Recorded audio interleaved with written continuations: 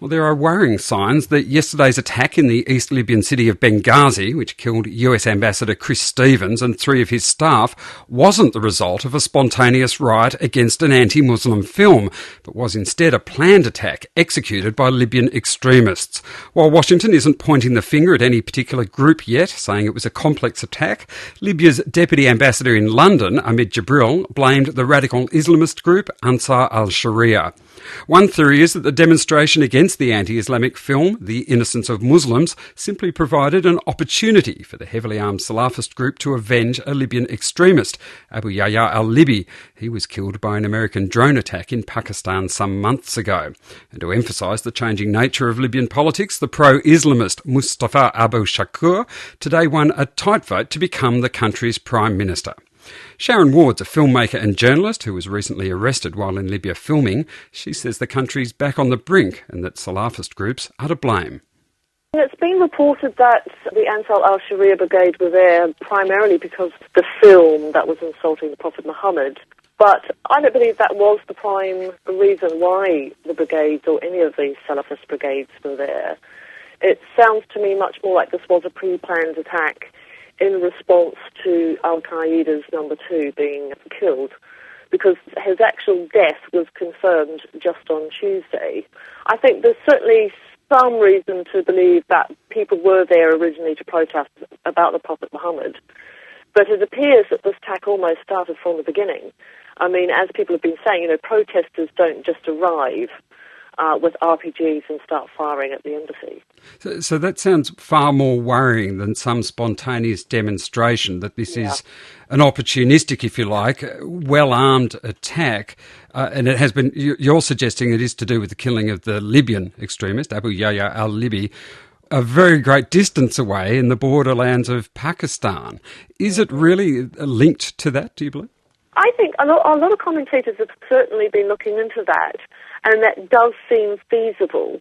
We've heard the sort of preliminary reports. There was actually a Libyan commander who was involved in the rescue operation, and who was speaking to the Reuters correspondent, who said very clearly it was a two-pronged attack, for starters. I mean, not only was the embassy attacked, but their safe house, which they thought nobody knew the location of, was attacked in a secondary attack. So, I mean, if you're just protesting about the Prophet Muhammad and his film, you're going to get very angry and you're going to be outside the actual embassy. But these people obviously knew their movements and had already known where their safe house was. All right, so if we're talking about this group, Ansar al-Sharia, most of our listeners will not have heard of this group at all. I know you've written about their increasingly militant activity in attacking shrines, but what do we know of the group and its intentions in terms of attacking a target like this? So the actual Ansar al-Sharia brigade, there's not a lot known about them.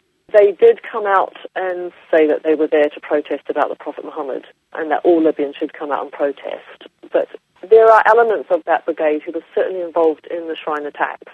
But there's also been a lot of complicity within the SSC, which is the Supreme Security Committee. Yes, well, clearly if it's disturbing that this is a well-organised attack with political intent on one side, I suppose it's just as disturbing that there appears to be an enormous vacuum on the other side, that is, of any state security arm stopping the attack. So what has happened there to have such a breakdown?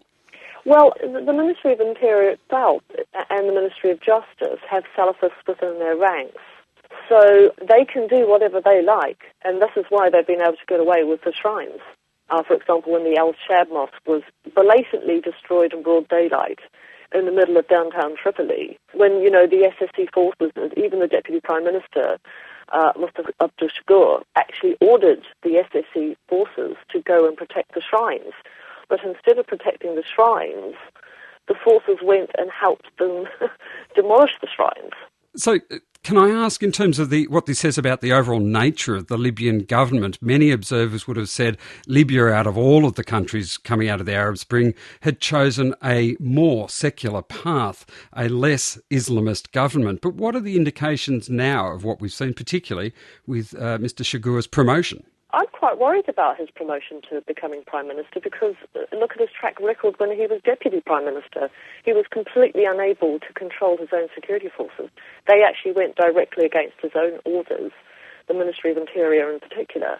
Now, if Avishagor is able to sack and completely bring in a whole new cabinet, then, there's some hope. But he's got to rein in these militias. The filmmaker and journalist Sharron Ward, and you'll find a longer version of that interview on the PM website later this evening.